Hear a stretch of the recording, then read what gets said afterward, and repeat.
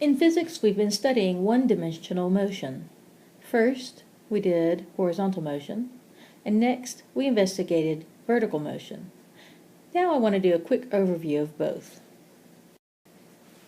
The equations are always given. Make sure that you can identify the variables. V for velocity is either initial or final. A for acceleration, T for time. Delta x is the displacement, the change in horizontal position. When using these equations, you identify the information given in the problem and then find the equation that matches those variables in order to solve for the unknown. Measurements in physics can be either scalars or vectors. Let's consider examples of each. Speed is a scalar. It has magnitude, whereas velocity is a vector, because vectors have magnitude and direction. Another example is distance, which has magnitude only, and displacement, which has magnitude and direction. With scalars like speed and distance, quantities can be added together regardless of the direction. Whereas with vectors such as velocity and displacement, the direction becomes very important, and the sum total might be different than that of speed or distance when the direction cancels the magnitude of the measurement or counteracts it. The graphs of 1D motion are very telling about the motion of the object as well as the equation involved. In this position time graph, which corresponds with velocity, calculated as the displacement divided by time, the slope of the line gives us the average velocity.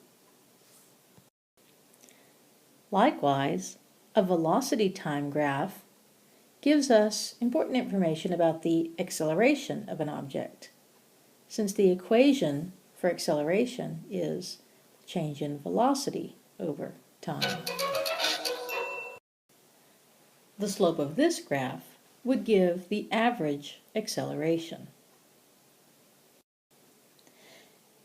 In motion graphs, a straight line indicates that motion is constant. When it increases to the right, then the motion is increasing in nature. The corollary to that is if the line were to go the opposite direction, for example, sloping downward, and in that instance, it is implied that the motion is decreasing.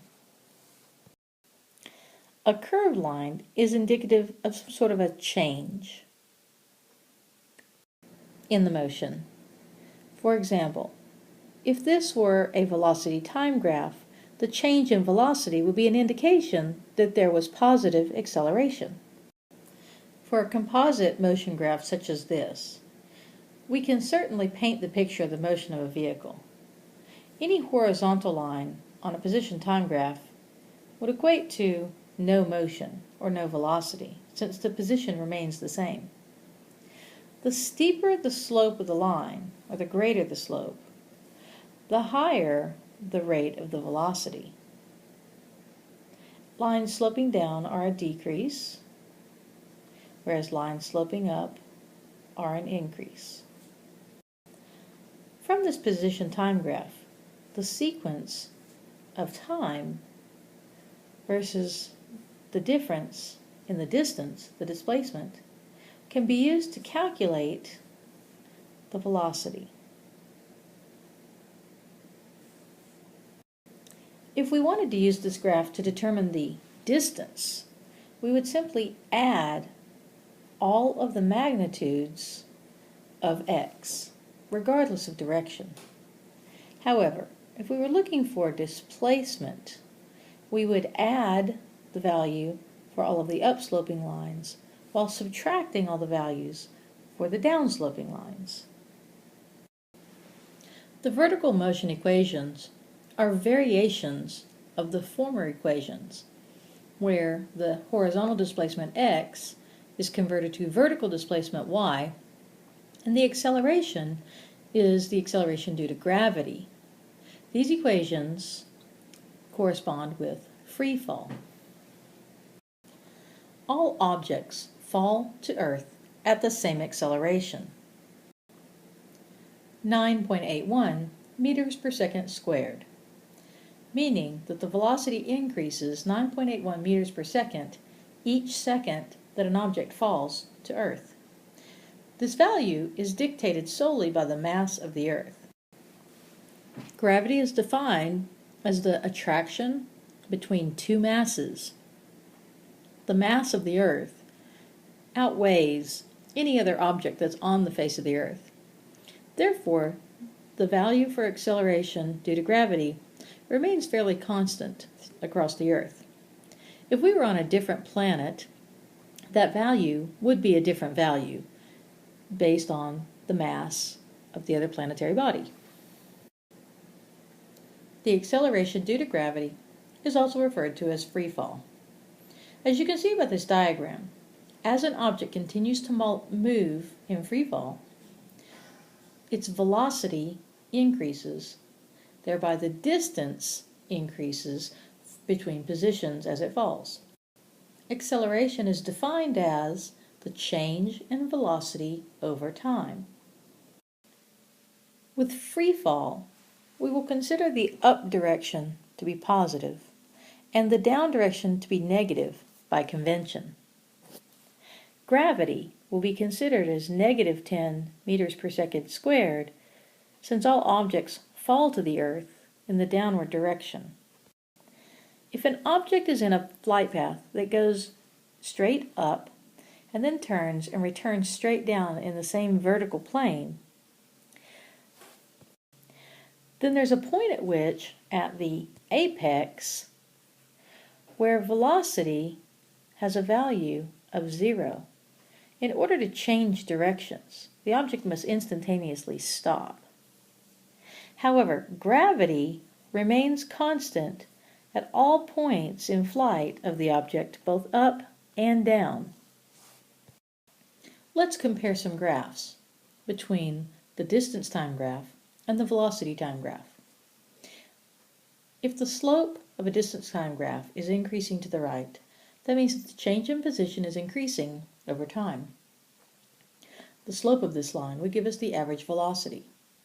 Because it's a straight upward slanting line, that means velocity is constant, meaning constant remains the same value. Therefore, on a velocity time graph, that would be indicated as a horizontal line at the same value because velocity isn't changing. If, on the other hand, the position was coming closer and closer as time went by, the straight line still indicates that velocity is constant, but now it is decreasing, so it has a value that is negative. Therefore, the horizontal line indicating the constant velocity on the velocity time graph would be below the axis. Let's consider this scenario where the position does not change. If the position doesn't change, that means nothing is moving. If nothing is moving, the slope on the velocity time graph is 0. It goes along the x-axis. Now let's combine some of these concepts. If our position increases and then comes back and decreases, the effect on the velocity time graph is that we have a constant positive velocity and then instantly it changes to a constant negative velocity. But what if the position time graph is a curved line? This means that the slope is changing. It starts off greater and then decreases as time goes by. Therefore, on the velocity time graph, there is a decrease in the velocity of the object from a high velocity to a low velocity. So the corresponding graph would be a linear relationship on the velocity time graph. This indicates a deceleration or negative acceleration. And its opposite is if the position time graph line is curving upward. Now we see that there is an increase in that distance as time goes by, making the velocity time graph a straight line going up to the right. I hope going through some of these graphs helps you to decipher the position time graphs and velocity time graphs. In solving all 1D motions, the process can be simplified as the guess method. First, identify the given information in the problem. Decipher the words into the appropriate variables. Next, you want to identify the unknown. That is the question being asked. You can't answer the question if you don't know what the question is. Next, go through the list of equations that you are provided. Choose the equation that matches the variables that you have identified. Make sure to read carefully and identify things like stop or at rest as something with a value of 0. Next, we're going to substitute in the given information into the equations. The final step is then to solve, keeping up with the units and using them to double check the work and make sure everything comes out correctly. I hope this recap of 1D motion will help you to prepare for the assessment.